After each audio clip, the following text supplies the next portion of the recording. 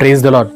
మత్తయి సువార్త 24వ అధ్యాయం 12వ వచనంలో యేసుక్రీస్తు ఈ విధంగా అంటున్నాడు, అంత్య దినాల్లో ప్రేమ చల్లారిపోతుంది అని చెప్పేశానని. నేటి దినాల్లో మనం చాలా మంది చూస్తున్నాం, అనేకమైనటువంటి దేశాల మీదకి దేశాలు, రాజ్యాల మీదకి రాజ్యాలు లేస్తా ఉన్నాయి, ఎన్నో యుద్ధాలు జరుగుతూ ఉన్నాయి. ఇవన్నీ చూసినప్పుడు చాలా మంది క్రైస్తవులు ఈ విధంగా అనుకుంటున్నారు ఏంటంటే, రెండవ రాకడ అతి సమీపంగా ఉంది కాబట్టి మనమందరం కూడా సిద్ధంగా ఉండాలి అని చెప్పేశానని. కానీ ఈ సిద్ధపాటులో ఒక విషయాన్ని చాలా మంది మర్చిపోతున్నారు, ఏంటనంటే ప్రేమ. ఇతరులను ప్రేమించడాన్ని మర్చిపోతా ఉన్నాం. దేవా నన్ను సిద్ధపరచు అని చెప్పేసి అని చెప్తూనే ఉన్నాం, నీ రాకడకే దాన్ని సిద్ధపరచు అని చెప్తూనే ఉన్నాం. కానీ యేసుక్రీస్తు ఇతరులను ప్రేమించడంలో మనల్ని ముందు కొనసాగమంటున్నాడు, కానీ ఆ ప్రేమ దగ్గరే మనము ఆగిపోతున్నాము. మత్తయి సువార్త 5వ అధ్యాయం 44వ వచనంలో యేసుక్రీస్తు అంటాడు, మిమ్మల్ని హింసించే వారి కోసం ప్రార్థన చేయుడి అని చెప్పేసి.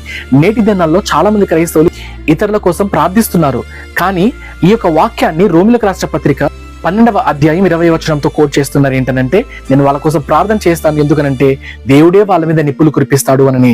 కానీ దేవుని యొక్క వాక్యంకి సారాంశం అది కాదు.